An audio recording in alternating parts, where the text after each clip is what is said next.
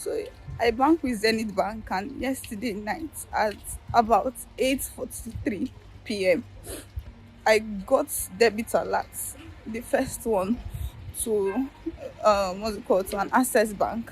It was 3.7 million transferred from my account to the access account. And then I was confused because I don't understand. Like, I didn't do this transfer, this transaction. I did not authorize it or anything. And then I got a second one immediately, like just a minute later, because I was trying to actually go into my mobile app, and then I got another debit alert of 222,900 to the same to the same access account, to the same access bank.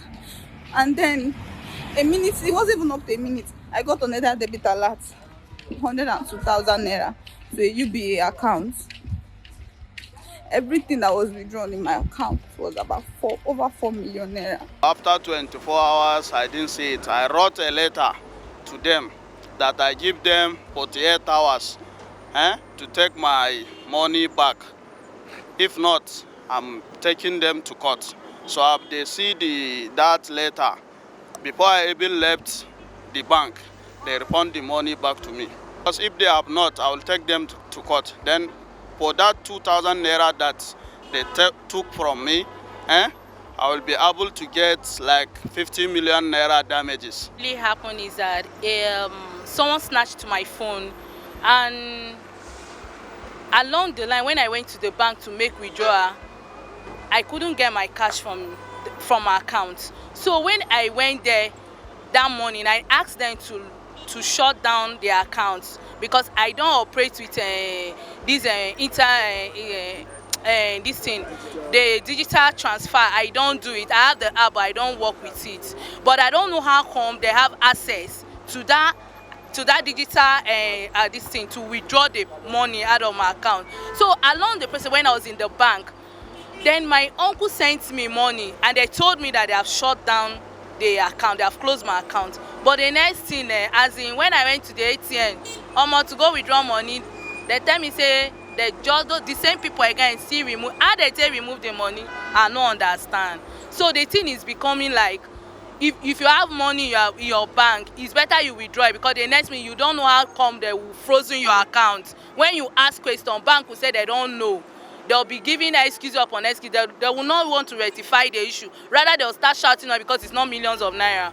And at least 10 naira is money. Okay, so in your own situation, were you able to recover your money? Or I did not recover the money. Bank said there's nothing they can do.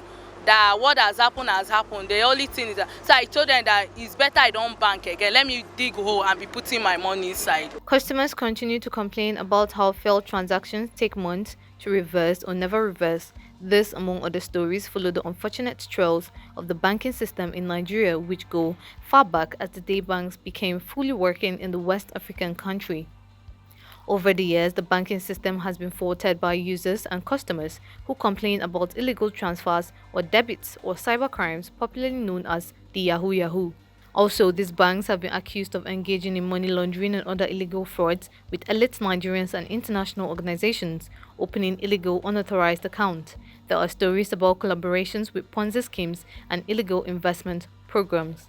Recently, a lady named Chiamaka Jennifer, in a video thread on Twitter, narrated her audio on how 4 million naira was transferred out of her account without her knowledge. She also noted that the account has a daily transfer limit of 200,000 naira only, and she did not sign up for internet transactions. A former banker who pleaded anonymity gave an account on the process behind some account openings. Okay, so for some people, it may seem, would I say, peculiar to them that money just disappears from their accounts, and sometimes it's linked to some online transactions and all of that, and they cannot explain it because, according to them, they did not sign up for internet banking or the mobile app, the banking mobile app and stuff. So they don't understand how someone is able to withdraw money from their accounts without their physical presence. During my time working in the bank, we had We had we usually have targets. You have to open a certain number of accounts and all of that. And in order to meet these targets, sometimes you reach out to people that are not even close to you, people that didn't walk into the bank.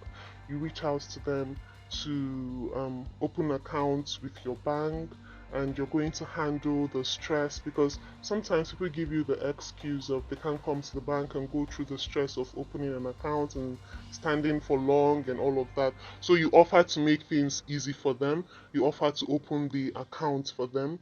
And most of the time this involves you filling the account package, signing their signatures. To get their passport, all they have to do is just snap a picture and send it to you, and then you print it out and attach it to the account opening form. And so you get to tick some of all those things for them without them being aware um of what how do I put it? Without them being aware of what rights they have given the bank over their accounts, right? So all they know is that at the end of the day, they receive their account number in their phones, and then if they want to follow up, they can go to the bank and then pick up their ATM cards. On the issue of people realizing that their details were used to open an account without their knowledge, the former banking staff said, Banking industry needs to step up on so many levels, right? Because as a banker, I had an encounter with a lot of customers, right? Some of them politicians, some of them businessmen, millionaires, billionaires, right? That want to hide money, you know. I can remember I had an encounter with one customer who was wanted by the EFCC. Of course, he needed to put his money in the bank, and there had to be a way to do that. So sometimes, what some of these people do is to open accounts in the names of other people, but they are controlling these accounts. They are the ones in full control of the accounts, but it's not their names that they use in opening the accounts. And this is very wrong, because if anything should go wrong with that account, the person's name and passport that was and signet yeah, the person's name and passport that was used to open that account will be who is being wanted, right? And not the actual person who is controlling the account. So they use sometimes they use passports and the names of their workers or subordinates, without even telling them what it's being used for. They use their ID cards, their BVN, and stuff to open these accounts, of course, to hide away money. the question is, who do Nigerians hold responsible? Sometimes some of the account opening officers for some banks are on contract, right? So sometimes they get other job opportunities somewhere and they leave the banking system. So if you were unfortunate to fall into the hands of a fraudulent person by nature, right, they have your information in their hands and they can do whatever it is that they want to do with your account. Not just those that leave the bank, even those within the banking sector. The banks will always want to defend themselves, right? And will always want to defend themselves and cover such things up and make the customer go away and look for who they gave their ATM cards to, who they gave their pins to. They would want to do that and keep themselves safe, but the truth is they are the ones that are meant to be held accountable.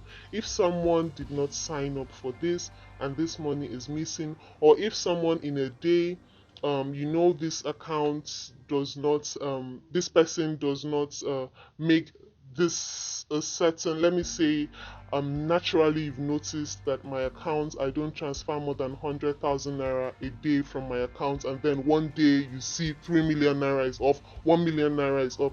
I think you should freeze that account and then call the owner of the account. Are you the one making these transactions? So the banks need to even help customers out to secure their money if they are not the ones transferring this money out.